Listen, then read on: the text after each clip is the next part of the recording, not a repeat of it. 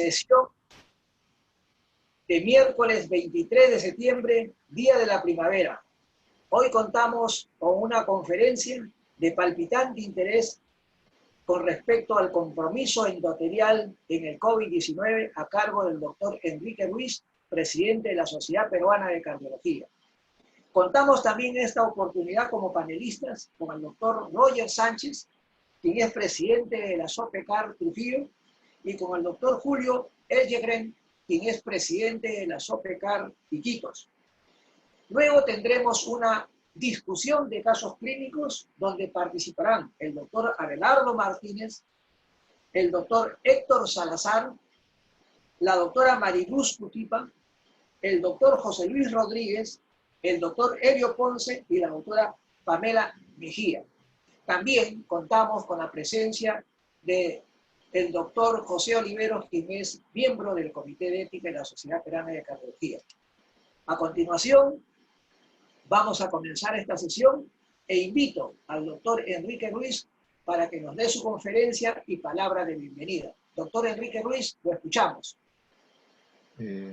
Muchas gracias, Ricardo, por la invitación de poder desarrollar un tema que es cada vez más discutido en este momento debido a que se están produciendo una serie de avances científicos sobre este problema que ha generado el SARS-CoV-2.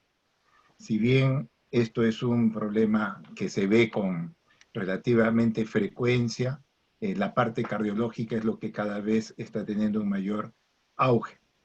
Antes de empezar, yo quiero agradecer esta actividad que la viene dirigiendo el doctor Segarra, porque está permitiendo la incorporación de miembros a las filiales respectivas a nivel nacional. En esta oportunidad se están incorporando nuevos miembros, tanto de la zona de Tacna como de Moquegua, que van a permitir a la sociedad mantener en su vigencia y en su desarrollo.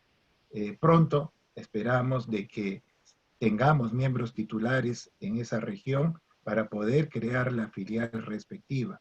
Este es un primer paso muy importante porque nos permite avanzar hacia un futuro que esperamos que sea cercano. Son normas del estatuto que establece el Colegio Médico para la creación de filiales y no podemos ser ajenos a ello, pero ya estamos avanzando con esta incorporación de estos nuevos miembros de la Sociedad Peruana de Cardiología. Agradecer también a los presidentes de nuestras filiales de Trujillo, el doctor Roger Sánchez y Julio Elgegren de Iquitos, por acompañarnos como panelistas en esta noche. Más bien, si me permitieran compartir pantalla. Muy bien. El tema, como les mencioné, es el compromiso endotelial por el SARS-CoV-2. Cuáles son los mecanismos que generan y cuánto de la presentación clínica que se está viendo es producto precisamente del compromiso endotelial. En diciembre del 2019 en Wuhan se reportaron 27 pacientes con neumonía de etiología desconocida. Pocos días después, el 7 de enero, se identificó una nueva cepa de coronavirus aislados en esos pacientes y que fue catalogado como el SARS-CoV-2, ya que en el 2002 ya había habido el SARS-CoV que fue determinante como SARS-CoV-1. Pues bien, a esta nueva variante del coronavirus se denominó el SARS-CoV-2, en donde inicialmente todos pensamos de que era un problema estrictamente respiratorio y que toda la evolución era respiratoria. Sin embargo, ahora, con todos los conocimientos que hemos alcanzado, podemos decir que este virus, si bien ingresa a través fundamentalmente de la vía respiratoria, porque también lo puede hacer a nivel intestinal y menos frecuentemente a nivel del sistema nervioso central. Fundamentalmente lo vemos que esto ingresa a través de los pulmones, pero ahora nos damos con la sorpresa de que compromete múltiples órganos. Y la idea es de tratar de relacionar todos estos órganos como una sola unidad. Y un elemento que está tomando fuerza es que se genera un compromiso endotelial. Esta enfermedad, este virus, es un virus que compromete al endotelio y muchos de sus procesos ahora que se entiende pueden ser parte de mecanismos estrictamente endoteliales. Pues bien, hay evidencias que en diferentes lugares del organismo tenemos la presencia, ya bien sea de la respuesta inflamatoria o la presencia de partículas virales que se pueden encontrar a nivel del músculo cardíaco, a nivel del tubo digestivo, a nivel renal, a nivel testicular, ¿no? Y también a nivel del endotelio, a nivel de los vasos sanguíneos. La evidencia de una infección viral directa de la célula endotelial y la inflamación endotelial en forma difusa es lo que se está observando actualmente. La infección del endotelio, ya sea en forma directa o inmunomediada, va a generar la disfunción endotelial y la cual, entre otros fenómenos que va a propiciar, tenemos los problemas de las apoptosis. Es Celestino Sardou uno de los primeros que hace ver de que el COVID generaba disfunción endotelial. Incluso él plantea y se hace una pregunta. ¿Es el COVID-19 una disfunción endotelial propiamente dicha? Pues si bien este reporte que sale de cómo el SARS-CoV-1 ingresa y hace daño al organismo, en el 2003 Lee y colaboradores establecen que es el receptor ECA el responsable para que ingrese el coronavirus. Entonces, este receptor ECA2 que se encuentra en el endotelio, en el corazón, en los testículos, a nivel del tubo digestivo, es por donde el virus va a hacer su ingreso. Y en el caso del SARS-CoV-2 también se pudo evidenciar eso. Se pudo demostrar de que el ECA2 también era el punto de anclaje para poder ingresar el virus al organismo y generar todo el cuadro que conocemos. Son los trabajos de Marcus Hoffman y Pensou que establecen el receptor ECA2, así como también esta proteasa, el TMPRSS2, que son factores importantes.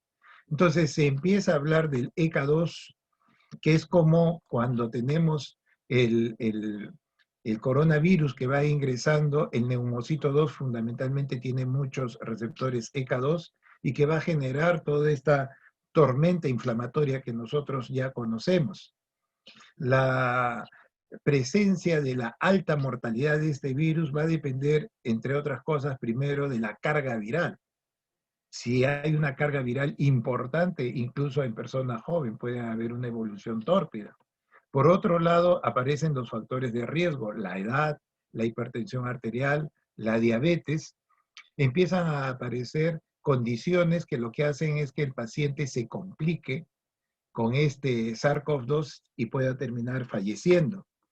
Y bueno, también nos permitimos utilizar marcadores como troponinas, péptidos natriuréticos, dímero D, desde el punto de vista cardiovascular. Pero lo que tratamos de evidenciar es un proceso inflamatorio que va sucediendo y que si bien ingresa fundamentalmente a través de la vía respiratoria, hay que ver qué es lo que sucede en la pared endotelial. Todos conocemos este sistema renina-angiotensina, pero que es importante tenerlo presente para poder comprender la trascendencia de esto y a nivel del endotelio. La angiotensina 2, producto de pasar angiotensina 1 a 2 por la ECA, esta angiotensina 2 actúa sobre su receptor AT1 y lo que va a generar es un estado de vasoconstricción, de proliferación, de fibrosis, pero entre otras cosas es un factor inflamatorio. Si bien nosotros conocemos este sistema renina-angiotensina desde el punto de vista cardiovascular, hay que tener en cuenta que esto es una condición que genera inflamación. Lo que aparece a partir del año 2000 es que se encuentra a este ECA2 que es muy similar, es muy semejante a la ECA, pero con funciones totalmente diferentes. ¿Qué hace la ECA2? Transforma la angiotensina 2 en angiotensina 1,7, y esta angiotensina 1,7 al actuar sobre su receptor tiene efectos totalmente opuestos a la angiotensina 2. Tendrá un efecto vasodilatador, antiproliferativo, y nos interesa entender el efecto antiinflamatorio. También la ECA transforma la angiotensina 1 en angiotensina 1,9, que tiene efectos diuréticos y natriuréticos. Y para terminar el cuadro, la ECA transforma angiotensina 1,9 en 1,7. Pero lo importante de este cuadro que todos conocemos es que hay un nuevo sistema en paralelo a cargo de la ECA2 que hace precisamente todo lo opuesto a lo que hace la tradicional ECA, lo que hace la tradicional angiotensina 2. Y entonces debemos acostumbrarnos ahora a mantener un equilibrio entre el ECA tradicional o clásico y el ECA2, que va apareciendo con todo un efecto importante. Y es que el ECA2 regula negativamente al clásico sistema renina-angiotensina al transformar angiotensina 2 en angiotensina 1,7. La angiotensina 1,7 es el elemento acá importante que hay que tener en cuenta. Pues bien, como el receptor ECA2 es el que va a permitir el ingreso del SARS-CoV-2, conforme este virus va ingresando, lo que va a hacer es consumir al receptor ECA2. Entonces, el virus, al consumir el ECA2, lo que vamos a tener es que va a haber una disminución del ECA2, lo cual llevaría a un incremento de los niveles de angiotensina 2, porque ya la angiotensina 2 no pasaría a angiotensina 1,7, permanecería ya que el virus va consumiendo al ECA2. Y entonces vean ustedes cómo la angiotensina 2 empieza a tener un gran protagonismo y la angiotensina 2 es un marcador de inflamación. Eso es lo que hay que tener en cuenta. Pues bien, si nosotros tenemos por un lado, ya bien sea el clásico SARS-CoV-1, que se estudió hace ya pues buenos años, y ahora el SARS-CoV-2, los dos lo que van a hacer es interactuar con la ECA2 y lo que van a conseguir finalmente es que el ECA2 se degrade, se consuma, se acabe. Y si disminuye el ECA2, pues la degradación de la angiotensina 2 se va a ver reducido, lo cual permite que la angiotensina 2, al no ser degradada, permanezca más tiempo en el organismo, generando, entre otras cosas, inflamación pulmonar e injuria pulmonar. Aparte de que, pues, la ECA genera constantemente angiotensina 2. Entonces, vean ustedes cómo todo este sistema, producto de haberse consumido al ECA2, vean cómo la angiotensina 2, su alta presencia favorece la inflamación.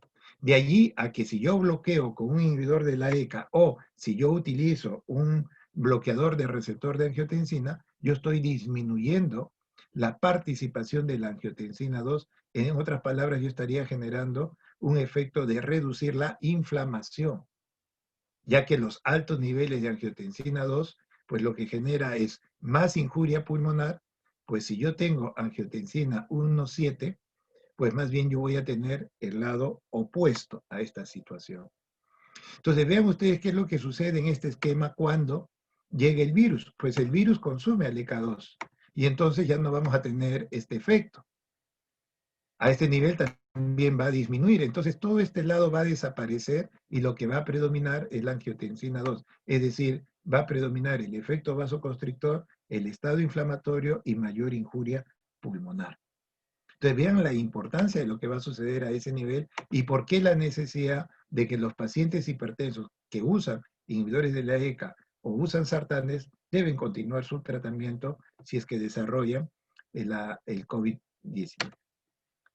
Pues bien, ¿por qué? Porque estamos haciendo es que a través de estos fármacos vamos a colaborar y ayudar en el paciente hipertenso con COVID a que disminuya su inflamación. Pues bien, ¿cómo este endotelio participa? Pues participa porque el receptor ECA2 también se encuentra en el endotelio y pues cuando el virus llega hacia ese nivel, lo que vamos a generar es todo un tipo de respuesta inflamatoria y por otro lado vamos a favorecer la formación de microtrombos. Y entonces los dos elementos, la inflamación producto de las citoquinas y la microtrombosis a nivel de la microcirculación, es lo que determina de que este paciente pueda tener serias complicaciones. De allí que se hable de una endotelitis como una condición fundamental. Y esta endotelitis, pues lo que está demostrando es presencia de elementos virales dentro de las células endoteliales y una acumulación de células inflamatorias con evidencia de muerte endotelial, es decir, apoptosis e inflamación. A diferencia del neumocito, el endotelio no solamente tiene receptores ECA2 ni el TMPRSS2, también hay otros mecanismos por el cual el virus puede ingresar hacia la célula endotelial. El endotelio tiene más receptores para que pueda ingresar el coronavirus. Acá, si nosotros tenemos en este diagrama, en la parte superior, el espacio alveolar, vamos a tener el neumocito que está a ese nivel con su receptor ECA2 y dentro de los capilares pulmonares también el receptor ECA2. Cuando llega el virus a través de la vía respiratoria y ocupa el receptor ECA2, pues lo que va a suceder es que se va a internalizar el virus y en el interior de los neumocitos se va a producir la replicación viral.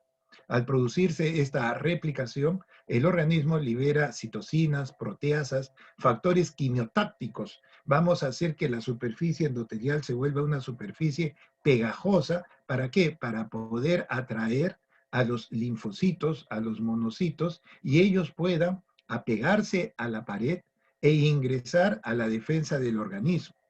No solamente los linfocitos, vamos a tener la presencia de los macrófagos que van a ingerir a estas partículas virales, y como consecuencia de todo este proceso, de esta activación de macrófagos alveolares, lo que vamos a generar conjuntamente con los linfocitos es la liberación de leucotrienos, proteasas, factor de activador plaquetario, mientras que los macrófagos van a producir interleuquinas, factor de necrosis tumoral, y todo este proceso inflamatorio va a debilitar y va a dañar prácticamente a la superficie tanto del epitelio respiratorio como el endotelial. La permeabilidad se va a alterar de tal forma que los virus van a poder también fácilmente ingresar al torrente circulatorio, ya que se produce una disrupción de la barrera alveolo capilar.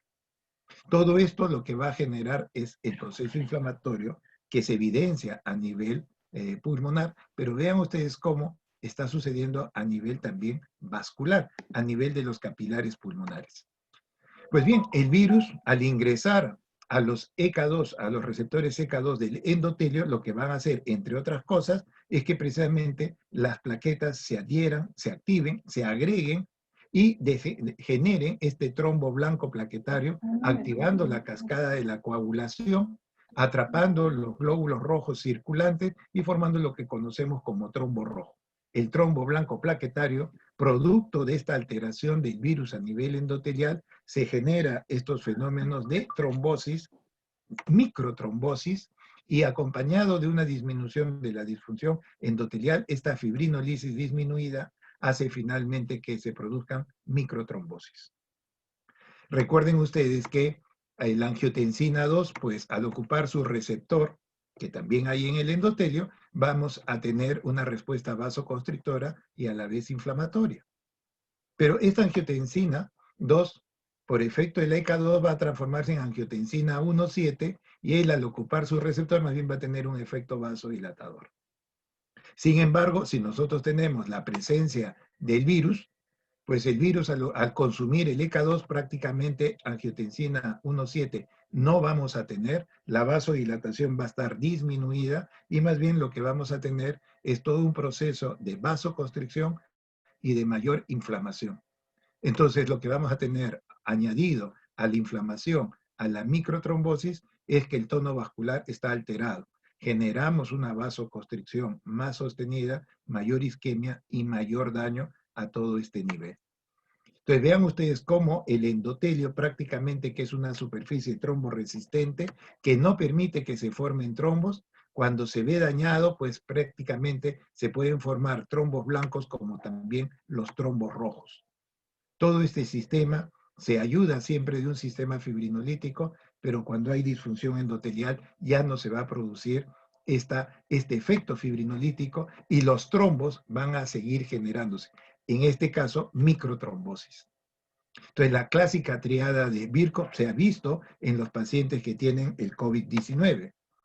Y no solamente este proceso que estamos viendo producto del SARS-CoV-2, tenemos que ver que nuestros pacientes de riesgo, los pacientes hipertensos, los pacientes obesos, los pacientes diabéticos y la gente mayor de 60, 65 años, ellos ya tienen un estado inflamatorio, que al añadirse el SARS-CoV-2 la inflamación se torna más evidente y por eso es que el paciente se complica.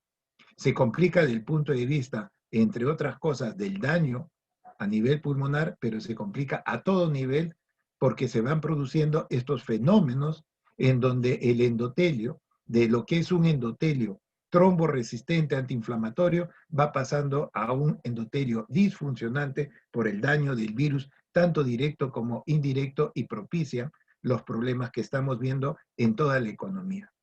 Entonces, hay una serie de trabajos que van mostrando cómo la disfunción endotelial se empieza a ver en los pacientes que desarrollan el COVID-19. Los mecanismos, el daño que se va a presentar a nivel del endotelio es de diferentes puntos en relación al calcio, a la liberación de radicales libres, de factores tisulares. Todo esto finalmente va a desencadenar lo que hemos visto: inflamación, microtrombosis y una alteración del tono vascular que propicia más isquemia, mayor daño. Entonces, de un endotelio sano, que es un endotelio anticoagulante, antiagregante plaquetario, antiinflamatorio y vasodilatador, producto del SARS-CoV-2, va a pasar a un endotelio totalmente disfuncionante. Y si uno observa las diversas patologías que se ven a nivel del riñón, a nivel pulmonar, a nivel del corazón, a nivel hepático, prácticamente son expresiones de una disfunción endotelial que está generando, que está complicando la enfermedad como tal. Se ha tratado de buscar alternativas, de buscar drogas en todo este mecanismo que lamentablemente hasta ahora no han logrado demostrar en forma fehaciente el poder controlar esta enfermedad. Tal es así que en este momento se piensa, y ya este profesor Mandip Mera plantea y dice que él piensa de que prácticamente este virus es un virus vasculotrópico, va al endotelio y daña. Y como el endotelio es multisistémico, genera daños a diferentes niveles.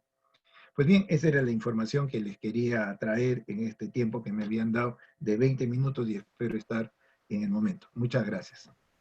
Gracias, Enrique. Brillante exposición. Invitamos ahora al doctor Roger Sánchez para su pregunta o comentario. 2 minutos, doctor Roger Sánchez, por favor. Buenas noches, doctor Enrique Ruiz. Excelente la exposición. Bueno, esta enfermedad cada día nos está trayendo algo nuevo y quería preguntarle, dado que el endotelio lo tenemos en todos los órganos de nuestra economía, incluso el sistema linfático, también lo encontramos en la córnea, y al parecer, o bueno, hay evidencia de que en esta enfermedad hay un daño directo o indirecto, lo que generaría pues una disfunción endotelial aguda. ¿Se podría postular que esta disfunción endotelial aguda sería la causa de todas las complicaciones de esta enfermedad, de este problema multiorgánico y por lo tanto y también incluida la muerte? ¿Podríamos postular eso, que una disfunción endotelial aguda sea la causa de todo este problema? Gracias, Roger, por la pregunta. Es una pregunta interesante y que, bueno, lo que yo pueda decir ahora puede ser que mañana más tarde se cambie, porque ustedes ven cómo esta enfermedad, que primero pensaron que era pulmonar, termina teniendo toda una serie de un contexto totalmente diferente. Vamos aprendiendo de esta enfermedad. Lo que uno ve es, si bien es cierto, el endotelio está participando activamente en este proceso, considero que es un factor más, pero no es el único factor. Hay otros factores que participan. La respuesta inflamatoria que se genera es exageradamente a la que se debería presentar. Incluso se han hecho ensayos en relación a otros procesos infecciosos virales, pero que lamentablemente no generan tanta respuesta como este virus. Este virus es demasiado agresivo y genera una respuesta inflamatoria demasiado marcada. Si bien el endotelio, volviendo a tratar de dar la respuesta, si bien el endotelio juega un rol a todo nivel, no pienso que es el único factor. Deben haber otros factores. Se ha tratado, como les decía casi al final, de buscar drogas que pudieran controlar esto. Incluso se plantearon uso de estatinas, usos de inhibidores de la ECA, pero lamentablemente no han tenido la respuesta adecuada. Es un factor, sí, pero que sea el más importante, el determinante, no, pero sí que hay que tenerlo presente como uno de los factores que están participando a ese nivel, ¿no? Muchas gracias, Enrique. A continuación invitamos al doctor Julio Elguegrin, por favor. Sí, buenas noches, doctor Enrique Ruiz. Primero felicitarle por su magistral conferencia. Yo quería preguntarle de qué factor depende que este virus tenga mayor predisposición por algún órgano específico, por decirlo pulmones. ¿Por qué no agarrar mejor con más predisposición a las arterias coronarias? ¿Es que la disfunción endotelar es mayor en los pulmones porque hay más vasculatura? Eso sería mi pregunta. Bueno, la respuesta sería en relación al factor más importante, es los receptores ECA2. Hay tejidos en donde hay más receptores ECA2 y por eso es que por ese medio es que el virus llega a ingresar. Entonces, los sitios donde hay más receptores ECA2 es a nivel pulmonar y después está a nivel intestinal. Por eso son los dos puntos de entrada. Y el determinante de este virus para que ingrese es el receptor. Si bien en el caso de la célula endotelial el virus puede ingresar no solamente por el ECA2, sino por otras vías, parece que son vías complementarias, pero que no es la principal vía de ingreso. La respuesta sería, ¿por qué ingresa más a través del pulmón? Pues prácticamente porque hay más receptores ECA2 a ese nivel. Gracias, Enrique. Gracias a que el doctor Ruiz nos ha dado la conferencia en el tiempo exacto que se le pidió, los 20 minutos, creo que nos toca una rueda más de pregunta. Roger, pregunta corta para una respuesta corta. Roger y luego Julio. Bueno, esto de la disfunción endotelial aguda se ha visto también, o se ve en algunas enfermedades como la sepsis, ¿no?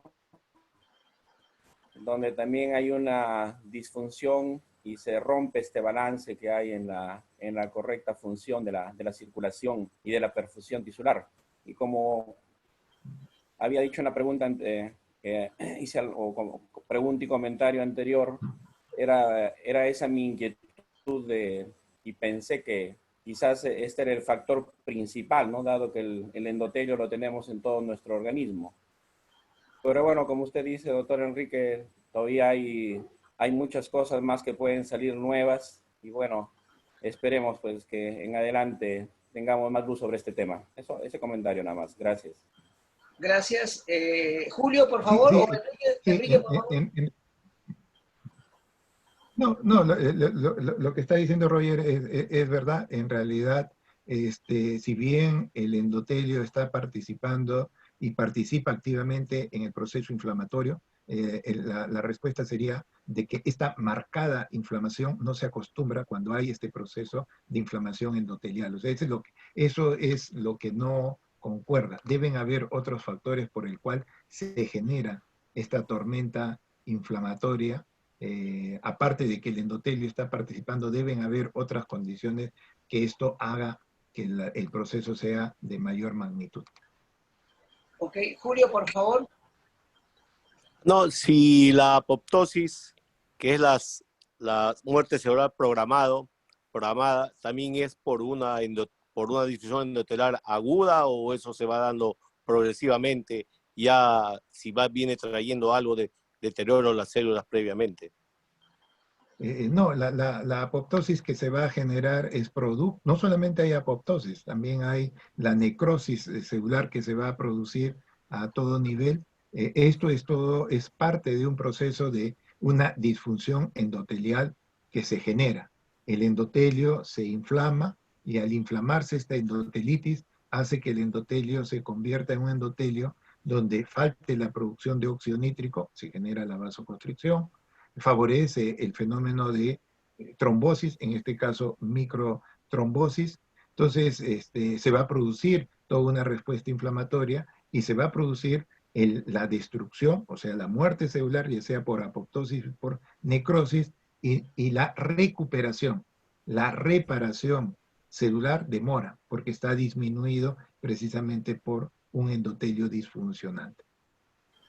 Muy bien, agradecemos nuevamente al doctor Enrique Ruiz por elegante presentación didáctica y también a los panelistas, a los cuales invitamos a quedarse. A continuación, pasamos a nuestra sesión de discusión de casos clínicos y invitamos al doctor Abelardo Martínez. Doctor Abelardo Martínez, compartir pantalla.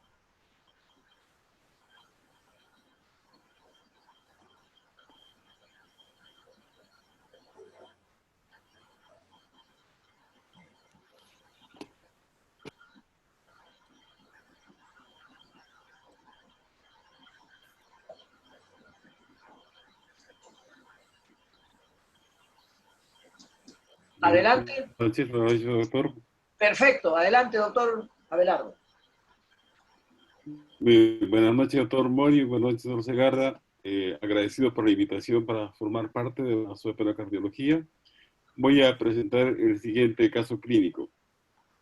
Se trata de un paciente varón de 23 años de edad, tiene antecedentes de enfermedades cardíacas previas, que llega a la emergencia por sufrir una parada cardíaca súbita. Se realiza RCP avanzado básico, se le piden 2 oportunidades con 200 joules y más o menos aproximadamente a los 10 minutos se obtiene el latido que genera pulso. El paciente pasa a la unidad de cuidados críticos para manejos por reanimación y en la unidad se le toma un electrocardiograma. En este electrocardiograma vemos algunas características que llaman la atención. Es un paciente que está en ritmo sinusal con una frecuencia aproximadamente de 100 latidos por minutos, pero llama la atención la presencia de un PR corto con una onda delta que estaría en relación con un síndrome de Wolff-Parkinson-White. Los cuidados que se le hace al paciente, se le coloca un catéter venoso central izquierdo, pero llama la atención radiológico que este catéter lleva un trayecto poco habitual, más hacia el lado del campo pulmonar izquierdo, que nos hace sospechar de la presencia de una vena cava superior izquierda persistente.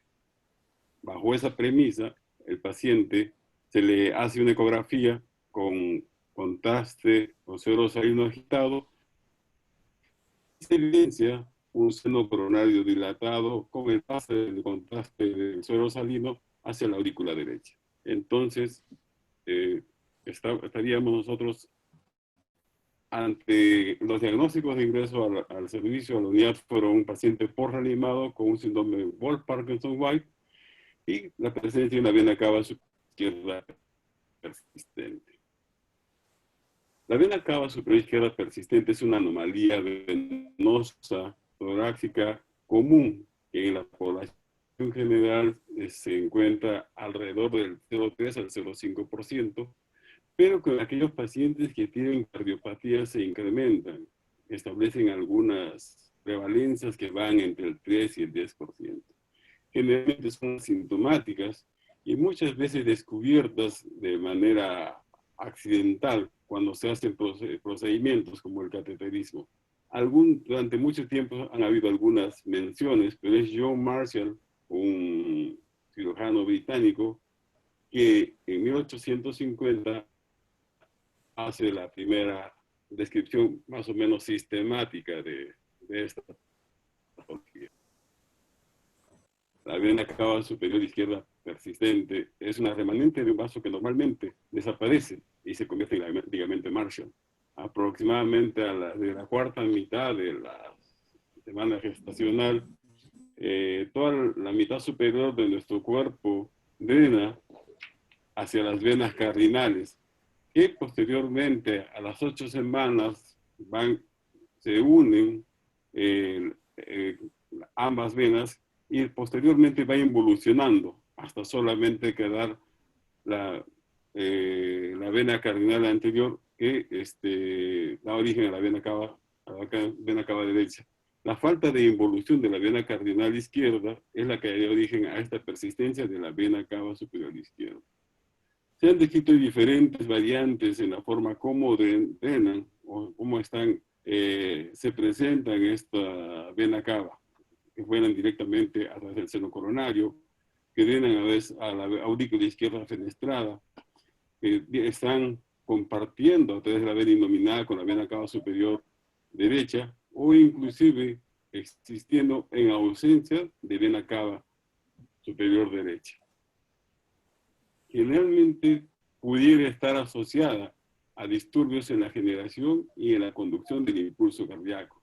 En un estudio publicado por la Universidad de Duke, aproximadamente 4.5% de los pacientes que sufren de Wolff Parkinson White tenían vena cava superior izquierda persistente.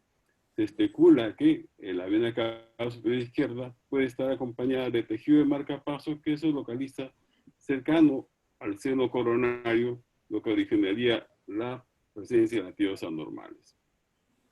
Se menciona, se relaciona esta persistencia como la presencia de fibras miocárdicas que se insertarían en el seno coronario o inclusive en la pared de la aurícula izquierda, y estas originarían las taquiarritmias.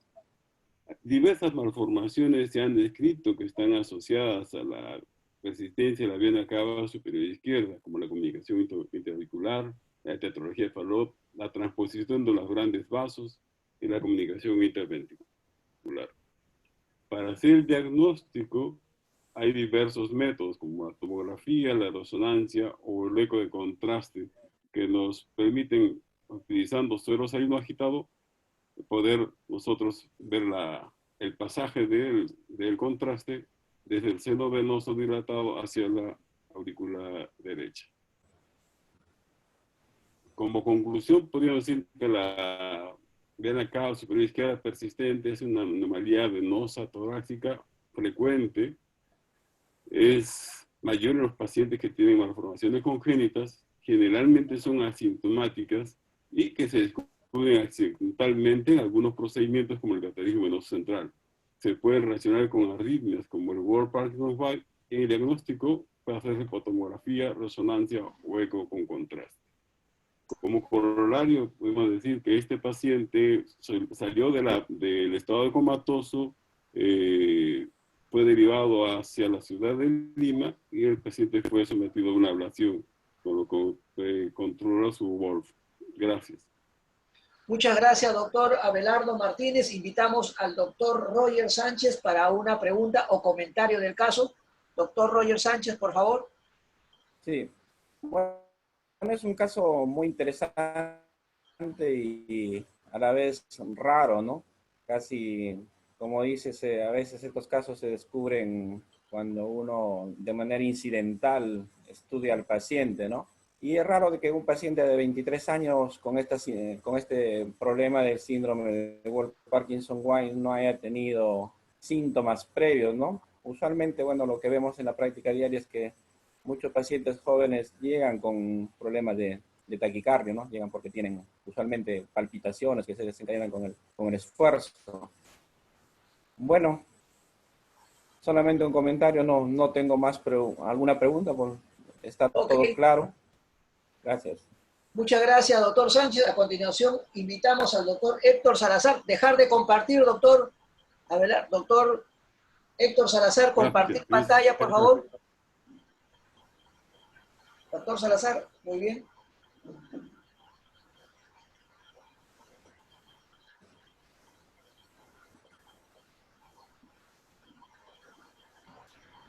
Ya voy. Mariluz Cutipa se puede ir preparando en todo caso. Su primer slide, doctor. Modo presentación.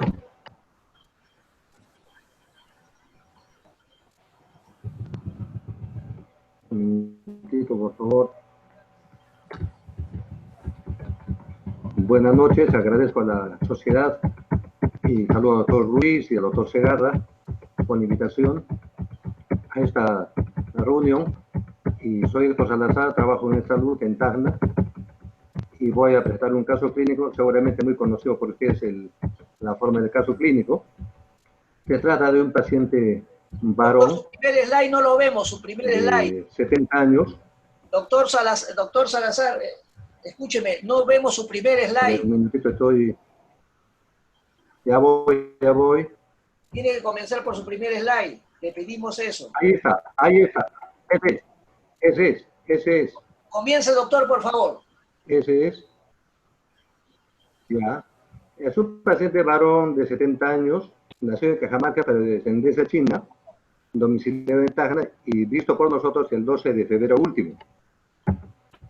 Como antecedente único, diabetes con nefropatía diabética, retinopatía y neuropatía desde hace 30 años y fumador pesado, 2 cajetillas diarias, más de 50 años, medicado con insulina.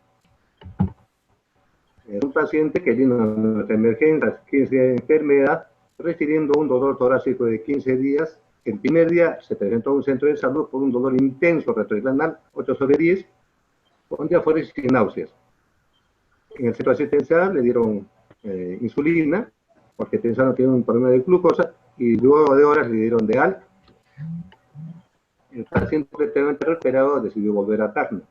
Resistió con el dolor menos intenso, pero la disnea fue asentándose y con los días hizo inclusive reposo. Y el último día, previo al internamiento, acusó dolor retroesternal distinto, un dolor que se acentuaba con la inspiración y con la posición.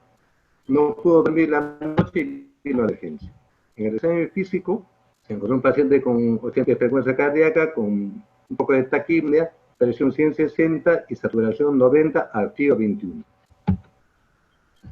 Semisentado y no toleraba el decúbito. Tenía una infección yugular leve, tenía en el tórax matinez en base derecha y crepitantes bivasales, y ningún otro hallazgo. Sin megaldias, no había edema, no había y un glauco de 15.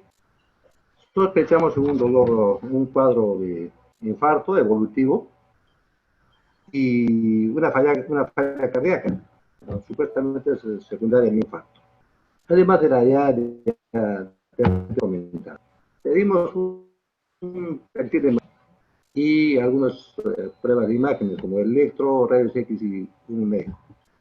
El electro fue tomado de emergencia fue este que ustedes ven aquí, claramente una imagen de un infarto ya con QS en cara anterior, incluso hasta la cara lateral, ya pasada la fase hiperaguda, y con una placa de tórax que mostraba un derrame pleural derecho pequeño y signo de congestión pulmonar en la mitad inferior, en la mitad basal, en la mitad de ambos campos pulmonares, y que clínicamente correspondía a un KILIT 2.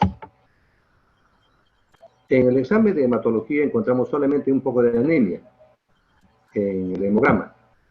Y en las enzimas cardíacas que se pidieron, la troponina, estamos a 2 semanas del cuadro inicial, todavía estaba elevada. 10 veces el valor límite máximo. La CPK y la CPK normales, la LDH un poco, ya estamos a 2 semanas del supuesto infarto.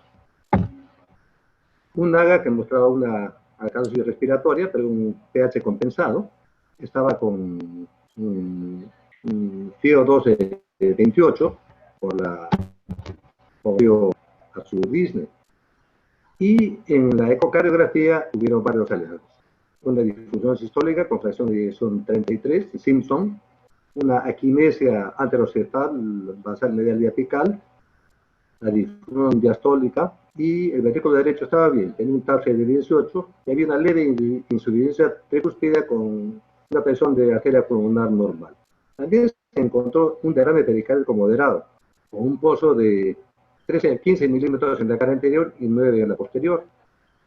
Ningún signo de taponamiento, lógicamente, pero ya teníamos prácticamente 2 diagnósticos confirmados.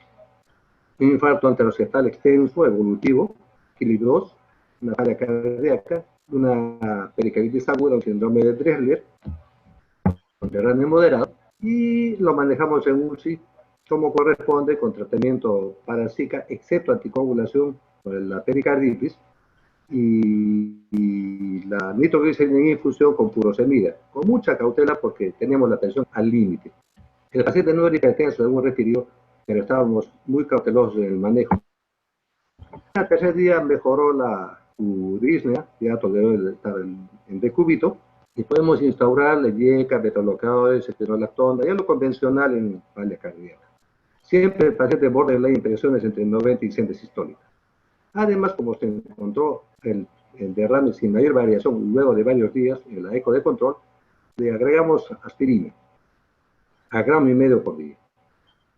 A los 10 días, el paciente ya muy mejorado, ya sin dolor, sin disnea, fue dado de alta, pero con indicación de un control a los 30 días. Y aquí viene nuestro problema mayor.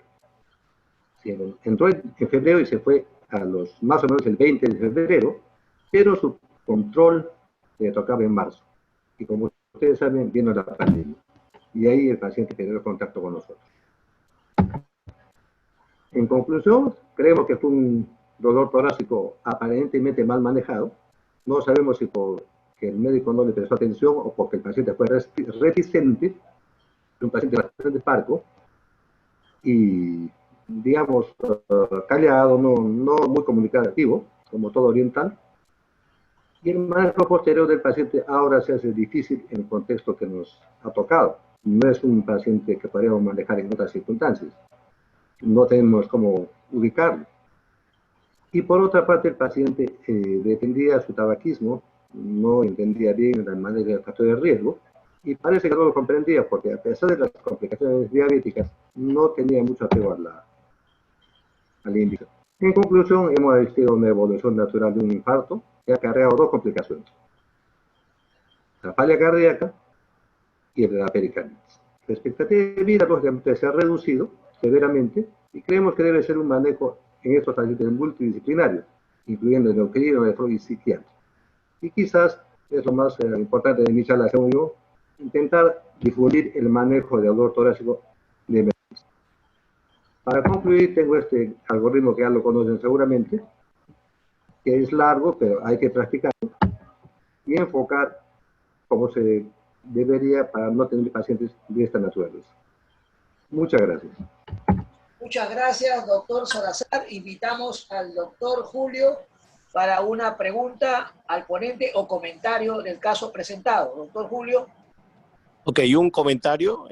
Pues es un paciente de 70 años con muchos factores de riesgo, diabético, hipertenso, fumador pesado, que en primer lugar llega con signos de dolor torácico, lo cual los colegas que lo vieron primero no se percataron de tomarle un electro o sospechar de un infarto, y pasa 5 días, pues, después llega ahí en falla cardíaca, con todo lo que la evolución torpia primero que ha tenido, y se ha perdido una trombolisis ahí. Después el manejo ya ha sido el manejo conservador, y lástima que se ha echado a perder el paciente porque hay que hacerle rehabilitación y ver qué otras cosas se puede hacer por ese paciente para rescatar, si se puede, ese miocardio. Eso sería todo, un pequeño comentario. Muchas gracias, Julio. Doctor, por favor, dejar de compartir, doctor Salazar, dejar de compartir. Y invitamos a la doctora Mariluz Cutipa. Doctora Cutipa, por favor, su presentación. Buenas noches, doctor Segarra.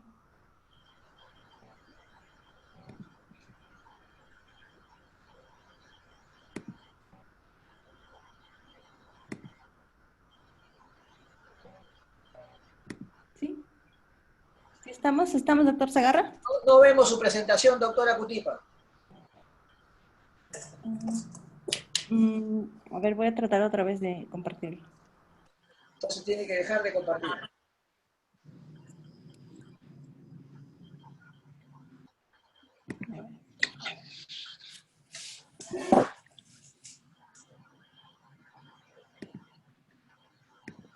¿Ahora sí? Ahora sí, doctora. ¿Modo presentación? Sí. Adelante, doctora. La escuchamos, vemos bien. Buenas noches, doctor Segarra. Buenas noches, doctor Sánchez. Gracias por la invitación para pertenecer a la Sociedad de Cardiología. El caso clínico del día de hoy es de un paciente Hola, Miguel, dime. No avanza. Es de un paciente. No avanza mis diapositivas. Ok, se va preparando el doctor José Luis Rodríguez. La doctora tiene dificultades, la pueden después o la pueden ayudar por interno. Sí, por favor. Ahora, solo de un clic a la pantalla y en el lado izquierdo, en la Ahí parte está. inferior izquierda, aparecen unas flechitas. Así es. Okay. Sí, ok. Continúo entonces. Es un paciente, varón de 60 años de edad, hipertenso, diabético, con historia cardiovascular desde el 2017, con astenia, dinamia y disnea progresiva a moderados esfuerzos. Ya luego evoluciona con edema de miembros inferiores y en su hospital de referencia se le realiza un ecocardiograma, evidencian fracción de eyección del ventrículo izquierdo en 40%, y cardiomiopatía dilatada. Entonces, con la sospecha de que probablemente sea de un origen isquémico, se lo refiere al paciente. En la exploración física, ingurgitación yugular, edema en miembros inferiores, cardiovascular, tercer ruido nada más. Radiografía de tórax, observamos cardiomegalia, grado 3, un callado aórtico prominente. Electrocardiograma que se le realiza al paciente, bloqueo completo de la rama derecha con extrasístoles ventriculares. En el ecocardiograma que se le realiza observamos que sí en el eje largo, que hay dilatación del ventrículo izquierdo, y en el eje corto observamos que hay asinesia inferior y lateral. Pues se le realiza una medicina nuclear y observamos que sí se evidencia que este paciente hay un infarto transmural en el ápex, en la pared inferior y en la pared lateral. Por tanto, se le lleva al paciente a coronariografía. Y en la coronariografía, lo que observamos es que en las 3 arterias principales no hay lesiones significativas. Entonces nos echamos a buscar otra causa de la fracción de eyección disminuida y de la cardiomiopatía dilatada. Se le realiza una resonancia magnética en la cual se observan los cines en 4 cámaras, 2 cámaras, que así verdaderamente hay dilatación del ventrículo izquierdo y además que se observa asinesia del desgastamiento del ápex. En los cines de eje corto, pues se evidencia que la fracción de eyección del ventrículo izquierdo está en 11% y del ventrículo derecho en 29%. Y sí se observa que hay adelgazamiento en el ápex y también asinesia inferior y lateral. En el primer paso de la resonancia magnética no se observa alteraciones en la perfusión, pero sí se observa un trombo en el ápex.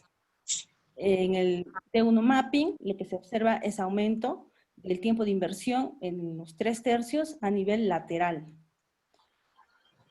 Luego, en el realce tardío, también se observa que hay reforzamiento inferolateral y lateral. Y también corroboramos que en el ápex hay un trombo. Entonces, ¿de qué enfermedad estamos tratando? Es una cardiomiopatía dilatada, fracción de eyección disminuida, 11%, hay un trombo en el ápex y este paciente durante su cateterismo también había hecho una arritmia. Entonces concluimos que es una enfermedad de Chagas porque se le hizo una prueba de anticuerpos, antitripanosoma cruzi, y salió reactivo. La cardiomiopatía por enfermedad de Chagas es endémica aún en América Latina, de 8 a 10 millones de personas los pueden tener. Esta condiciona ¿a qué? A falla cardíaca, a arritmias ventriculares, a tromboembolismos, hasta muerte súbita. Ya sabemos las fases, fase aguda, fase crónica, las arritmias, que son las principales y por la cual también nuestro paciente vino a consultorio externo. Hay alteraciones de la repolarización, hay bloqueo de rama derecha en 20 a 35% de los casos, hay fibrilación auricular en 5 a 10% de los casos, hay taquicardias ventriculares no sostenidas, hay taquicardias ventriculares sostenidas que pueden debutar también estos pacientes. Hay disfunción ventricular, hay anomalías de las paredes, especialmente en la pared inferolateral y ápex, como tuvo nuestro paciente. También un 8.5% de los pacientes presentan aneurisma apical. El tratamiento es específico para el parásito y también hay tratamiento para la disfunción ventricular, tratamiento para las arritmias y también, si es muy severo el caso, hasta trasplante cardíaco. Conclusiones, aún 6 millones de personas pueden estar infectadas y 70 millones en riesgo en América. Hay anomalías del movimiento, que ya hemos dicho, en los segmentos de las paredes, específicamente ápex y paredes inferiores e inferolaterales. Y la fibrosis miocárdica es un sustrato para las arritmias y muerte súbita en estos pacientes. Gracias. Muchas gracias, Mariluz. Por favor, invitamos al doctor Roger Sánchez para una pregunta o comentario del caso presentado. Bueno, las cardiopatías por enfermedad de Chagas, al menos acá en Trujillo, no lo vemos con frecuencia, ¿no? Si es que ha habido un caso, recuerdo hace mucho tiempo atrás. No sé con qué frecuencia lo ven en el sur de nuestro país y cuál es el pronóstico de este paciente con una fracción de eyección de 11%, que es muy bajísima, ¿no? ¿Cuánta es la frecuencia de presentación de estos casos, doctora, de enfermedad de Chagas? ¿Con qué frecuencia ven ustedes y cuál es el pronóstico en este paciente? Bueno, en realidad la frecuencia de enfermedad de Chagas es muy baja en el Perú. Usualmente hay en Moquegua, en Arequipa, pero no es baja porque no hay, sino es baja porque no la buscamos. Es baja porque no estamos diagnosticando. Ahora, en cuanto al paciente, el pronóstico es malo porque tiene 11% de la fracción de eyección y es más, tiene falla biventricular porque también está afectado el ventrículo derecho. Y este paciente tiene 60 años. Bueno, sí entraría en la lista de trasplante cardíaco por la edad, pero está al límite. La única opción de este paciente sería un trasplante cardíaco con esa fracción de eyección y hacerle mediciones capilares, mediciones si tiene hipertensión pulmonar, si califica o no. Si no califica, en todo caso, solo es tratamiento paliativo. Por curiosidad, ¿cuál es su basal del paciente? Clase 3. Clase 3. Ok, gracias. Ok, muchas gracias, doctora. Dejar de compartir, por favor. Invitamos al doctor José Luis Rodríguez, compartir pantalla, es médico del Servicio de Cardiología del Hospital 3, Daniel Alcides Carrión, Tacna, Salud. Doctor José Luis Rodríguez. Modo presentación.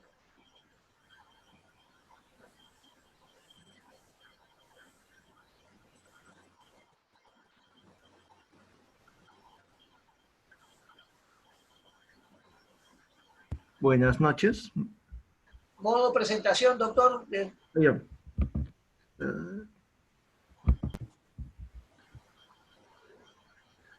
Bueno, buenas noches con todos.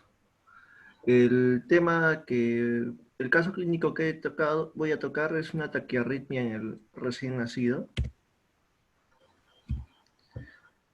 El día 13 de noviembre del 2019 en la madrugada,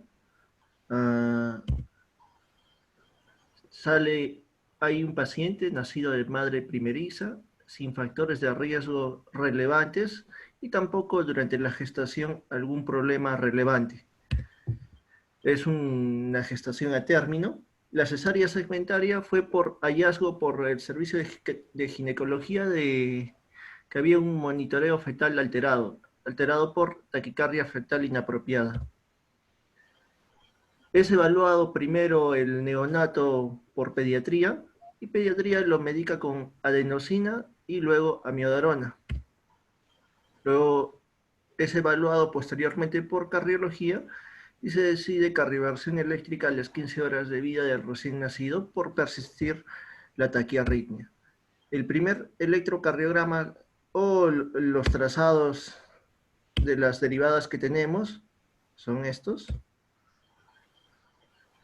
Con este trazado electrocardiográfico es el que nace el paciente. Entonces, analizado por nosotros, ya concluimos que es un flúter auricular. Pediatría le da un bolo de adenosina y con el bolo de adenosina se mira que hay un flúter auricular de respuesta ventricular variable. Posterior al bolo de adenosina es que pasan a bolo de amiodarona y le dan también infusión de amiodarona durante toda la madrugada al paciente recién nacido, y este ha persistido con Flutter con respuesta ventricular variable hasta las 15 horas de vida, que fue evaluado por cardiología. Cardiología decide cardioversión eléctrica, se da primero un intento con 2 joules, luego 2 intentos con 3 joules, y al quinto intento con 5 joules, ya es que el paciente sale a ritmo sinusal, como se mira en el electrocardiograma. Posterior a ello se hace una ecocardiografía, y la ecocardiografía sale normal, situ solitum, una concordancia auriculoventricular, función sistólica y diastólica de ventrículo izquierdo conservado. Lo único que había un reflujo tricuspidio mínimo, pero todo lo demás estaba dentro de lo normal.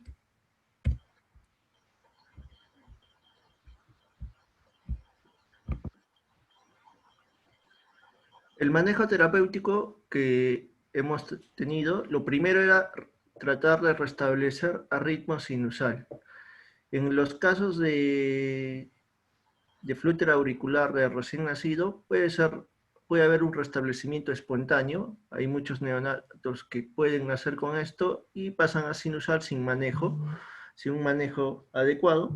Además, hay también tratamiento farmacológico, o lo que nosotros decidimos en cardiología, desde el inicio, una cardioversión eléctrica. El manejo a largo plazo, hay algunas escuelas que refieren que hay que darle algún tipo de mantenimiento, otras solo darles observación, y la recidiva, usualmente si el flúter auricular es idiopático y no está asociado a una causa anatómica, la recidiva es muy baja. El paciente se decidió solo darle observación, no medicarlo con nada. Este es su electrocardiograma a los 3 meses de vida, y actualmente el paciente ya tiene 10 meses de vida y permanece en ritmo sinusal.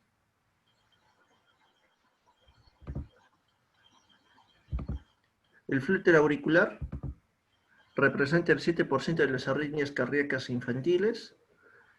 La gran mayoría es idiopático, o si no, puede estar asociado a algunas anomalías congénitas, como la anomalía de Epstein, transposición de grandes vasos, un síndrome de Wolff-Parkinson-White. Dentro de la terapéutica y disyuntiva, hay algunos que refieren que hay que empezar con manejo farmacológico, sea con digitálico, betabloqueador o amiodarona, o hay otros que dicen que de inicio el primer tratamiento debe ser la cardioversión eléctrica. Lo que se decidió en el servicio fue darle de inicio, por cardiología, cardioversión eléctrica. Y además porque miramos que ya pediatría le había dado bolo de adenosina y amiodarona y no había habido la adecuada respuesta a ello.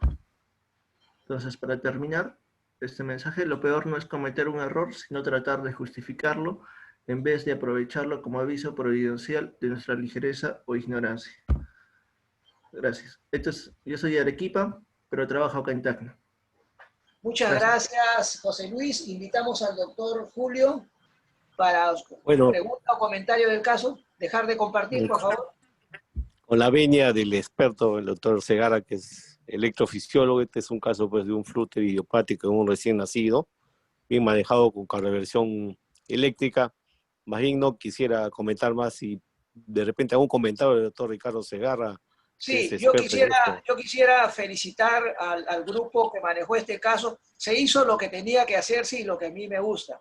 En realidad, se sospechaba electrocardiográficamente de un flúter atrial, y adenosina, si el paciente estaba estable, nos permitió tener un diagnóstico muy bueno de las ondas de flúter, y luego, indudablemente, se intentó cardioversión farmacológica con amiodarona y luego cardioversión eléctrica.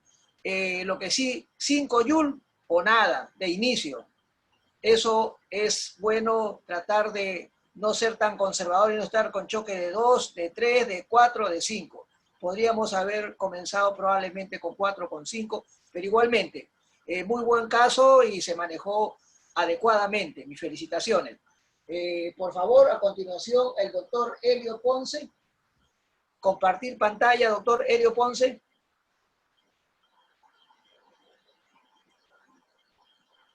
Muy bien.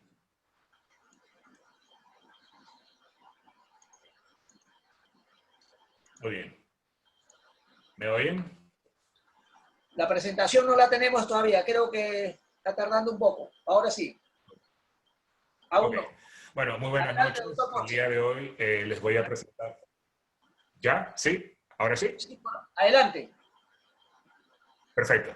Bueno, el día de hoy voy a presentar el caso de muerte súbita en una paciente puérpera con síndrome de Brugada, la coexistencia de varias arritmias malignas y benignas en este paciente y lo dinámico de los signos eléctricos en esta entidad. A manera de introducción, el síndrome de Brugada es un trastorno hereditario arritmogénico primario que se asocia a muerte súbita por arritmias ventriculares malignas. Su asociación a otras arritmias benignas es rara y no existe, al menos que se sepa, asociaciones con taquicardias ventriculares idiopáticas que sean fasciculares. El siguiente es un caso de una mujer de 22 años en un puerperio inmediato, sin antecedentes de relevancia, no padecía enfermedades, no tenía alergia a ningún medicamento. En su evaluación antes de la cesárea, todo fue normal. Es sometida a una cesárea. Como dato importante, se utilizó dentro de los anestésicos este de aquí. A las 4 horas en el postoperatorio, debido a su buena evolución, se traslada a su área de ginecología y es justo en el traslado donde presenta una primera parada cardíaca, que es presenciada por los residentes y el personal de enfermería. Se realizan maniobras de reanimación, las cuales fueron exitosas, porque a los 6 minutos de tiempo de parada, la paciente logra salir luego de compresiones y de epinefrina un miligramo. Se realiza una ecocardiografía en ese momento, que fue anodina, y a las 2 horas aproximadamente, ya con la paciente en UCI, debido a que fue reanimada de una parada cardíaca, realiza una segunda parada cardíaca, esta vez con una secuencia eléctrica visible en el monitor. Fue una parada en fibrilación ventricular, se realiza una desfibrilación con un choque eléctrico a 200, que también fue exitosa.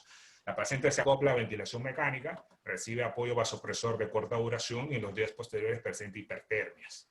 Se realiza incluso un segundo ecocardiograma donde se comprueba que no hay cardiopatía estructural. O sea, se trata de una paciente con 2 paradas cardiorrespiratorias, se murió 2 veces, muerte súbita doble en el mismo día, en un corazón estructuralmente sano. Entonces, este es el primer electrocardiograma del primer evento de muerte súbita. Como pueden ver, es un QRS relativamente ancho, con un patrón de bloqueo de rama izquierda, no podemos ver P, se interpretó en ese momento como una TRIN, una taquicardia por entrada intranodal, sin más nada. Quizás algún infradesnivel del ST, producto de la lesión de la misma parada y de las compresiones y las maniobras de reanimación. Casi media hora antes de del segundo evento de muerte súbita, esta paciente hace o sea, se le puede registrar este electrocardiograma, que es muy llamativo porque se trata de una taquicardia fascicular, de una taquicardia ventricular fascicular posterior. Es una taquicardia dentro de las idiopáticas, es ventricular, pero no es tan maligna. Incluso vemos aquí algunos complejos que son unas capturas y por momentos ondas P disociadas aurículas de los ventrículos. O sea, es una taquicardia con bloqueo de rama derecha y un eje hiperdesviado hacia la izquierda.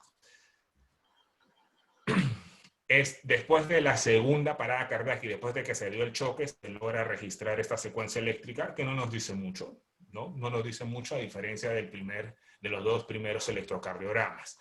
Aquí ya llaman la atención porque esto es casi un día y medio de los eventos de muerte súbita, con una subida ya de la temperatura. Podemos medir un PR en 140. Luego medimos de que hay otros PRs que están en diferente valor, lo cual quiere decir que tiene un PR variable, lo cual nos ayuda a sustentar bastante el primer diagnóstico de taquicardia intranodal.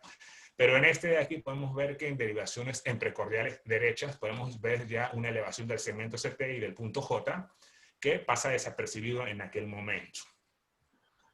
Aquí ya sí es más manifiesto. Podemos ver en precordiales derechas B1 y V2 un patrón de Brugada, el tipo 1 COVID, aquí bien manifiesto, y hay una elevación exagerada del punto J con un desplazamiento abombado del ST en B2.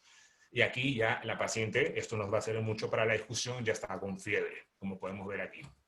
En este segundo electro sí es una cosa escandalosa. Vemos un patrón de Brugada en tipo 1, ¿no? Incluso en V1 y en V2 con una onda J gigante. Recuerde que el síndrome de Brugada junto con el síndrome de repolarización precoz de la onda J forman parte de los síndromes de la onda J.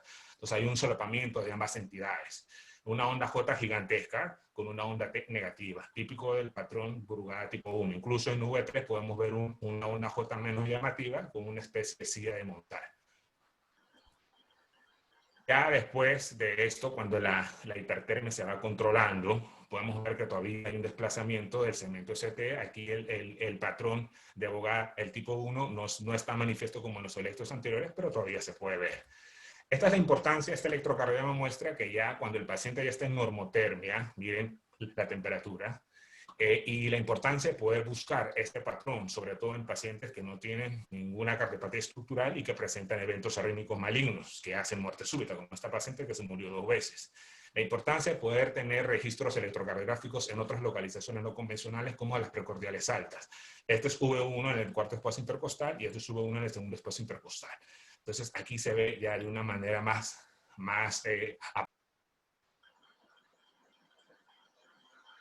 Se salió, doctor, de la presentación. Doctor Ponce.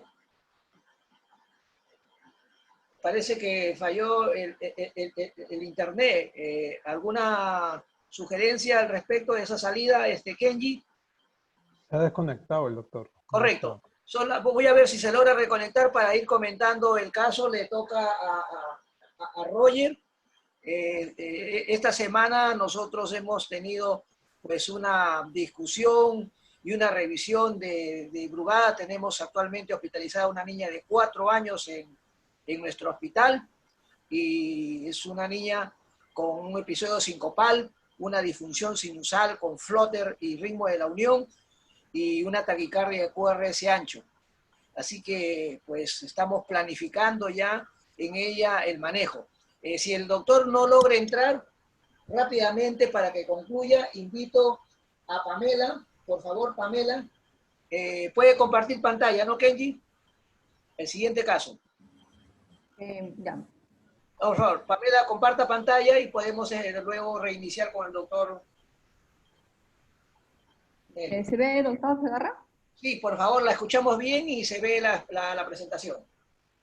Ya. Buenas noches con todos. Soy el médico Pamela Mejía Justo, ex residente del Hospital de Emergencias Grau y ahora trabajando en el Hospital Daniel Alcides Carrión de Tacna.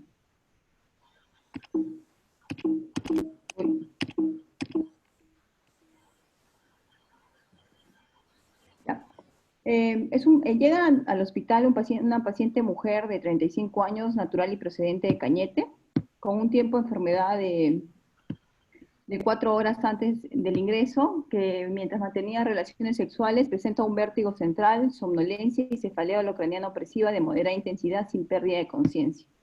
3 horas antes del ingreso se le añaden vómitos no precedidos de náuseas y disartria, persistiendo cefalea y vértigo.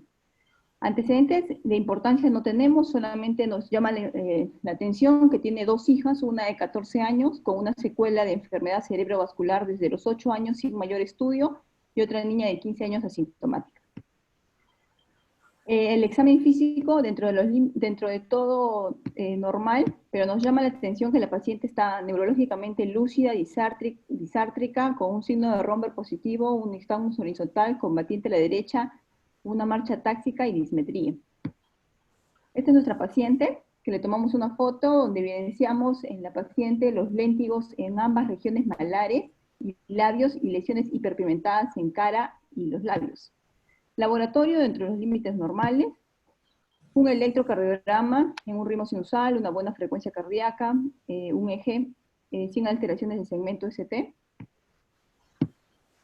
Y en la tomografía cerebral sin contraste, evidenciamos una imagen hipodensa, ¿no?, sugestiva de una área isquémica en el hemisferio cerebeloso derecho y otra de menor tamaño en el hemisferio cerebeloso izquierdo, lo cual también nos llama la atención.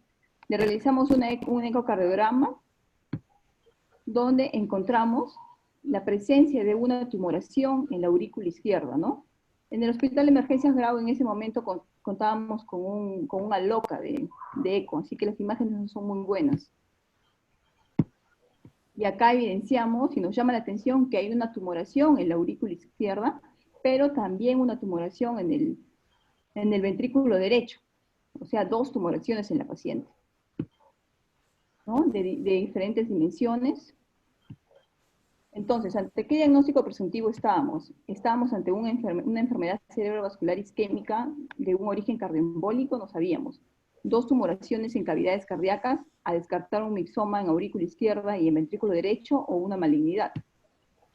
Entonces le realizamos una tomografía en contraste, donde evidenciamos un aumento de la densidad mamaria en algunas de las áreas de aspecto nodular aparentemente benigno, ¿no? Le realizamos una angiotomografía también a la paciente, donde encontramos una imagen de hipodensia heterogénea de baja atenuación que se ubica en la aurícula izquierda.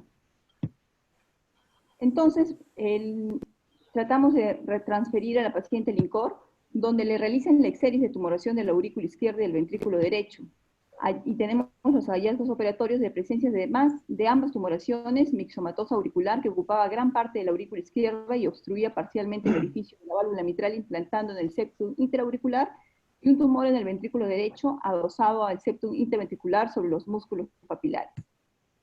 Estas son las 2 tumoraciones que fueron extraídas de la aurícula izquierda y del ventrículo derecho. Sabemos que macroscópicamente pueden ser blandas, gelatinosas, muy friables o incluso muy firmes también.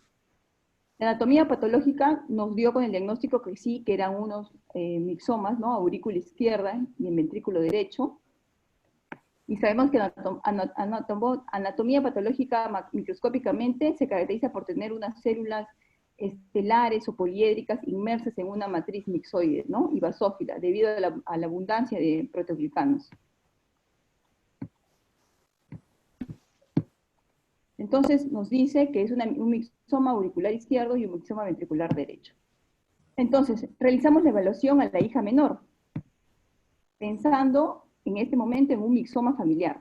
Se le va a realizar la ecografía a las 2 hijas. La mayor de 15 años no tuvo ninguna alteración, pero la hija de 14 años no ocurrió así. Ya sabíamos que tenía un antecedente que no había sido estudiado de una enfermedad cerebrovascular. Y encontramos que la hija de 14 años tenía una tumoración también en la aurícula izquierda. Nos llama la atención, ¿no? De menor tamaño que el de la mamá, pero la tenía.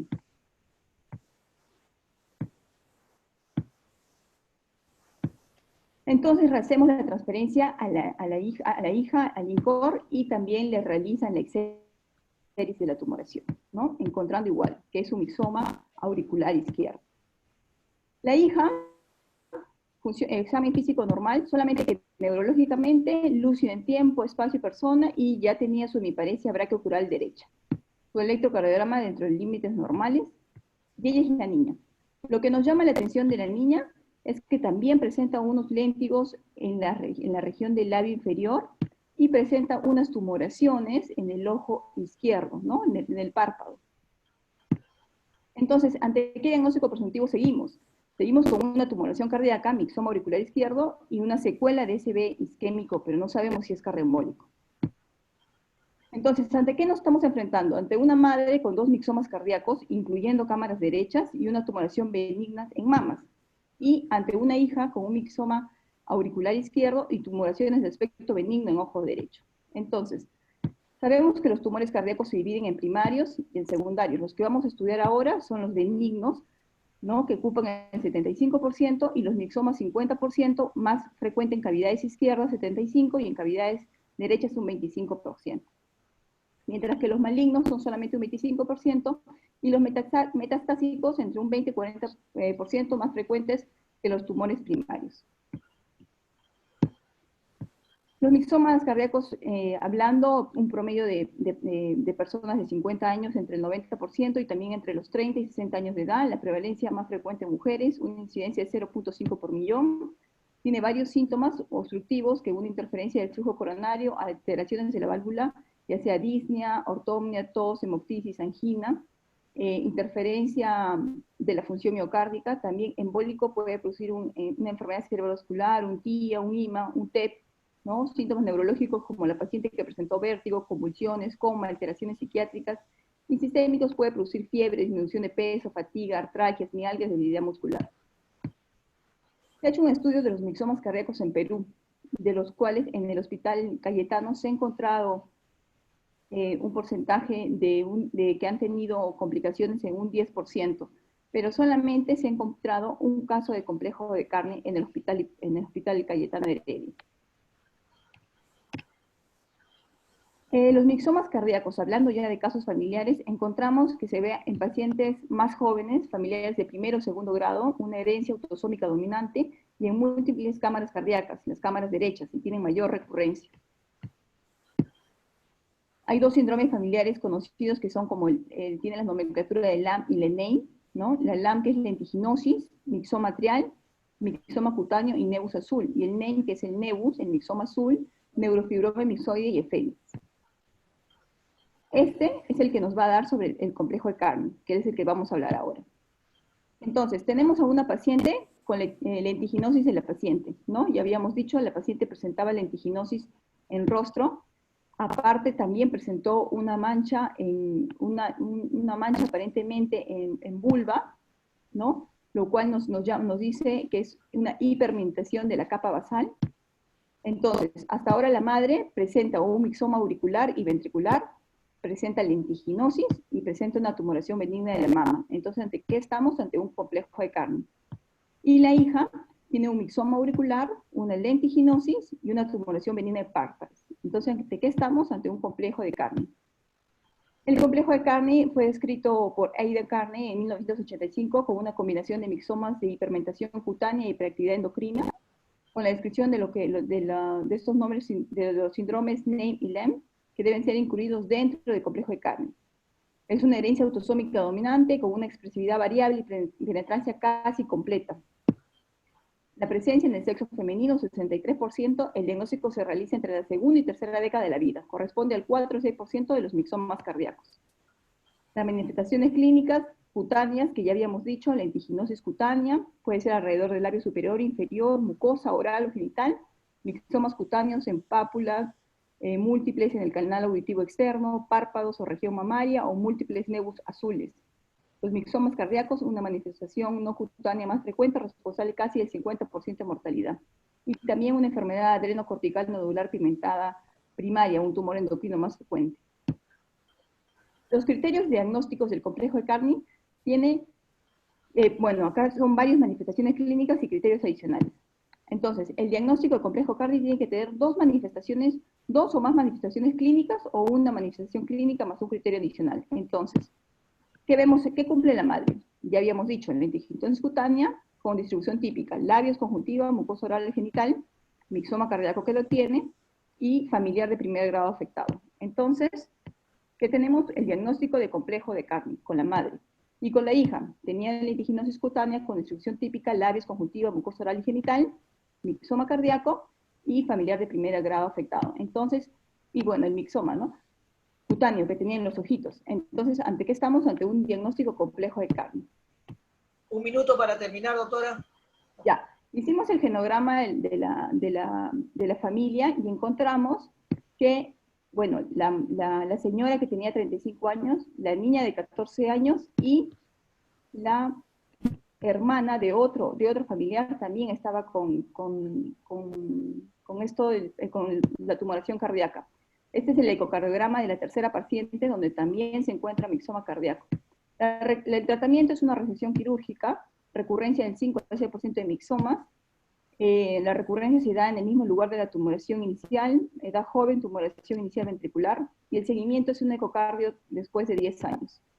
Conclusiones. Hasta la fecha, este sería el segundo reporte de caso de complejo de Carney en la literatura peruana. Se debe investigar el complejo de Carney en pacientes que presenten mixomas a edades tempranas, compromiso de más de una cámara cardíaca o cámara ventricular, y compromiso de cámaras derechas y recurrencia de tumoración. Y el seguimiento debe realizarse hasta un periodo de 10 años. Eso es todo. Gracias. Muchas gracias, caso interesante. Doctor Julio, su comentario o pregunta al ponente. En primer lugar, felicitar a la doctora, ha hecho una muy buena revisión, hemos recordado un poco de los tumores. Una pregunta solo por curiosidad, ¿lo ha documentado, los casos son de Lima, el Hospital de Emergencia Grado, o son de Tacna, doctora? No, es un caso que lo encontramos en mi residencia y sí, justo ahora lo estamos documentando para una revista. Ok, doctora, muchas gracias. Okay. Nada más. Ahora queremos saber el final del caso del doctor Ponce. Por favor, doctor Ponce, comparta y trate de buscar el slide donde nos quedamos. Me interesa saber qué pasó con su paciente. Sí. Recuperada de 2 arrestos cardíacos. Si ustedes me ven por aquí, me ven, ¿verdad? Sí, por favor, lo veo. Ya Trate de indicar su slide. Bien. El donde se nos quedamos, por favor. Bien. El público está interesado. Muy bien, entonces,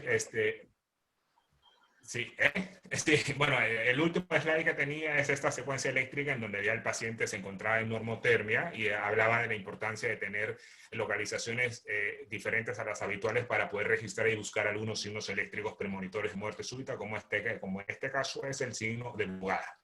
Pero como discusión sabemos que la muerte súbita es una entidad que siempre va a concitar la importancia de la comunidad cardiológica internacional. Existen diferentes marcadores o signos que nos ayudan a ver qué persona se va a morir y quién no. Dentro de ellos, dentro de los signos eléctricos, está el signo de Brugada. El síndrome de Brugada está fuertemente asociado a arritmias ventriculares malignas, sobre todo taquicardia ventricular polimórfica y fibrilación ventricular. Su asociación a arritmias ventriculares idiopáticas o benignas, como las taquicardias ventriculares fasciculares, es rara. También se ha asociado a fibrilación ventricular y también algunas arritmias supraventriculares. A veces, como en este caso, esta paciente, la muerte súbita puede ser la primera manifestación clínica del síndrome de Brugada. Una paciente que no tenía ningún tipo de enfermedad ni ningún síntoma debuta con la muerte súbita. Y en este caso, esta paciente se murió 2 veces. Se reanimó, pero tuvo 2 eventos de muerte súbita en menos de 4 horas. En este caso, se cobra mucha importancia la bupivacaína, que fue el anestésico que se utilizó para la cesárea de esta paciente, porque hay diversos fármacos que ya son conocidos por nosotros los cardiólogos como los bloqueadores de los canales de calcio, los fármacos 1C, flecainida o la propafenona, que están contraindicados en el Brugada. Existe una lista larga de medicamentos que no se pueden dar en el paciente con Brugada que se conoce que tenga Brugada. En este caso, la paciente no se conocía que tenía Brugada y debutó en aquella vez. Entonces, esto también es un caso que nos sirve mucho para ver lo dinámicos que pueden hacer los signos eléctricos premonitores de muerte súbita. El signo de Brugada, como ustedes pueden haber visto, en el momento en que paró la paciente, en que se arrimó, no se mostró. Los electros mostraban otro tipo de arritmias y no habían signo de Brugada. A los 2 días o al día y medio fue que se empezó a registrar el signo de Brugada. Esto es importante porque hemos visto pacientes que incluso solo 5 minutos antes de la muerte súbita presentan el signo y luego no se vuelve a aparecer en ningún electro más. A veces los eventos arrítmicos son en racimo, o sea, puede tener 15 eventos de muerte súbita en un día y dentro de 50 años no va a ser ninguno. Así de caprichosa es la arritmología y sobre todo los pacientes con esta enfermedad. Por lo tanto, no hay que perder la oportunidad de tener un registro. Gracias a Dios en la UCI, cada turno vuelve a realizar los electrocardiogramas y es gracias a esto que se pudo hacer el diagnóstico, porque si no hubiese caído dentro del saco de fibrilación ventricular idiopática. Por supuesto, hay fármacos y condiciones como la fiebre, los estados de predominio neurovagal, la bradicardia, la madrugada, que agravan la arritmogenicidad en los pacientes con síndrome de Brugada. El manejo de esto es discutido y discutible. Por supuesto, en este caso, como es una prevención secundaria, nadie tiene duda que lleva un DAI, ¿no? Pero hay pacientes que se le puede asociar o suspender fármacos antiarrítmicos para disminuir la cantidad de descargas eléctricas del DAI. La ablación del síndrome de Brugada y sobre todo de los disparadores que son extrasístoles ventriculares, generalmente de corto intervalo de acoplamiento que a veces disparan las arritmias malignas, todavía es un proceder que está en su infancia y necesita mucha más evidencia. Como conclusiones, podríamos decir que el síndrome de Brugada se caracteriza por presentar arritmias ventriculares malignas y su asociación con otras arritmias benignas es rara. Por eso este caso es importante. El patrón diagnóstico de Brugada es el tipo 1. El Saddle-Bach y los otros se consideran no diagnósticos y se tiene que llevar mucho a cabo con el cuadro clínico, o sea, la presencia no de muerte súbita o de síncope, sin explicación. El manejo anestésico y medicamentoso de los pacientes que ya tienen diagnosticado un síndrome de Brugada debe ser manejado tanto por los anestesiólogos como las recomendaciones del cardiólogo, porque en este caso la bupi es un anestésico de uso habitual, fue también lo que podría ser, detonó las arritmias ventriculares malignas en esta paciente. Los signos eléctricos premonitores de muerte súbita son dinámicos, cambiantes y esquivos, y hay que buscarlos y documentarlos porque es la única manera de hacer el diagnóstico. El registro de las secuencias eléctricas es importante, sobre todo en este caso, porque si no tuviésemos esos electros, hubiese pasado como una muerte súbita idiopática, como una fibrilación ventricular idiopática. Sobre todo en situaciones de expresión. No hay que perder la oportunidad. Paciente con fiebre y que tengamos el antecedente de arritmias o de síncopes de muerte súbita, hay que hacer un electrocardiograma y buscarlo para poderlo documentar. A pesar de todo del avance tecnológico que existe en medicina y en cardiología, resonancia, medicina nuclear y otros estudios de imagen, el electrocardiograma es un método antiguo, barato y muy útil y sigue siendo una herramienta esencial para el diagnóstico, la estratificación y el seguimiento del síndrome de Brugada, como de otros síndromes arritmogénicos hereditarios como la repolarización precoz, alargamiento del QT, acortamiento del QT. Y eso sería todo lo que tenía pensado. Muchas gracias, Sergio, por la fortaleza de volver a terminar de presentarnos el caso. El doctor Roger, por favor, un comentario o pregunta al ponente. Es un caso muy interesante. En primer lugar, la suerte que tuvo la paciente de que le dieron estos 2 episodios de arresto cardíaco en un centro donde le pudieron auxiliar. En segundo lugar, quiero felicitar la buena documentación de los electrocardiogramas, incluido las taquicardias ventriculares que, como decimos a veces, son de libro. La pregunta es, ¿averiguaron si es que antes la paciente había tenido sintomatología, de repente que nos pueda orientar a un problema de este tipo, como mareos, palpitaciones, sensación de desvanecimiento? Y 2, si es que le hicieron riesgo quirúrgico, sí. ¿Cómo estuvo el sí, justamente como la paciente era joven, perdón, no le puedo oír lo último. Doctor, ¿me podría...? Solamente había preguntado sobre la sintomatología, si tuvo sintomatología previa y si en el riesgo quirúrgico, porque la paciente fue a cesárea, si es que detectaron o previeron que el paciente podía tener un problema de este tipo, ¿no? Si es que detectaron o no, de repente no le hicieron electro antes de la cesárea. En el hospital en donde se presentó esta paciente, se tenía por protocolo hacer riesgo quirúrgico a las personas mayores de cierta edad, y como ella era joven, tenía 22 años y no tenía antecedentes de cardiopatía, no se le hizo riesgo cardiovascular quirúrgico, o sea, antes de la operación. Sin embargo, debido a todo el proceso de las 2 muertes súbitas, se habló con los familiares y con el esposo, porque recordemos que tenía 22 años, con un niño acabado de nacer. Y los familiares decían que ella nunca había tenido ni síncopes, ni muerte súbita, ni tampoco antecedentes familiares de muerte súbita o de síncope, que también forma parte del diagnóstico para el Brugada.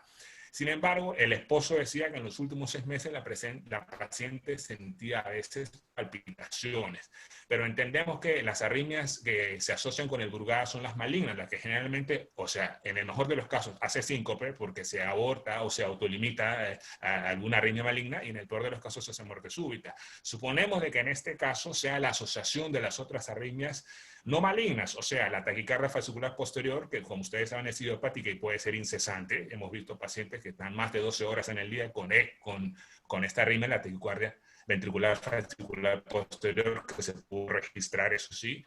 Y en el caso del primer electrocardiograma, que nos quedamos con el diagnóstico de una taquicardia intranodal, porque quizás a eso, o sea, esas arritmias pueden ser aguantadas o toleradas por el paciente, pero ya una fibrilación ventricular o una taquicardia ventricular polimórfica ya tiene otra implicancia, y por supuesto el síntoma sería en ella haber hecho síncope o muerte súbita, que no lo presentó.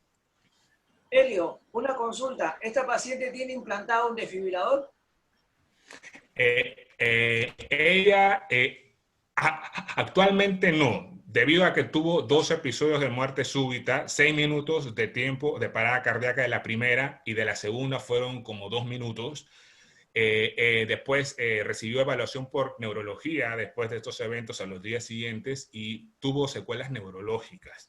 Entonces los familiares de la paciente decidieron por no implantarle el desfibrilador.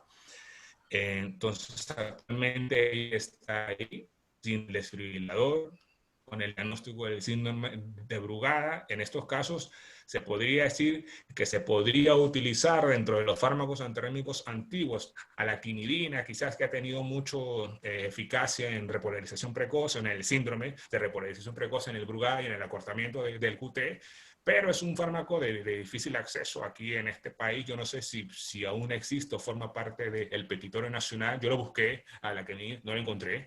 Y creo que en muchos otros lugares del mundo se está dejando de fabricar. Lo que sí necesitaba ahí era un DAI, pero los familiares se negaron a la implantación del dispositivo. Bueno, creo que debe quedar claro que es prevención secundaria y debe implantarse un cardiodefibrilador. Es la familia la que no ha querido. Quinidina, bueno, es una opción, pero lo que debe implantarse es un desfibrilador y lo que debe quedar claro para nuestra audiencia. Muy bien, felicitaciones, dejar de compartir pantalla. Invito a continuación al doctor Pepe Oliveros para que pueda despedir la sesión, una gran sesión. Felicitaciones a todos. Doctor Olivero. Sí, a nombre de la vocalía de calificación de ética de la Sociedad Peruana de Cardiología, felicitarte, Ricardo, por esta sesión extraordinaria de incorporación de nuevos socios, considerando la filial Tacna y Moquegua. Al doctor Enrique Ruiz Mori, por la excelente conferencia que nos ha brindado compromiso endotelial por el COVID-19. A los doctores Abelardo Martínez, Mariluz Utipa, José Rodríguez, Héctor Salazar, Helio Ponce Paredes, la doctora Pamela Mejía, por los excelentes casos clínicos, los panelistas, doctor Roger Sánchez, Julio El Gerengren, y también a los laboratorios Sanofi por su auspicio que nos está brindando y mantenernos unidos. Gracias a todos. Muy buenas noches. Cuídense. Muy bien. Finalmente, pues, agradecer al Laboratorio Sanofi por el auspicio e invitarlos a todos ustedes al miércoles 30 de septiembre que tenemos una gran sesión con nuestra filial Chiclayo. Tenemos como la Sociedad Peruana de Medicina Interna. Liz, por favor, tenemos como invitado al doctor Luis Carlos Sáenz, que es el presidente de la Sociedad Latinoamericana de Electrofisiología, quien va a tocar el tema extrasístoles ventriculares y riesgo de tormenta eléctrica.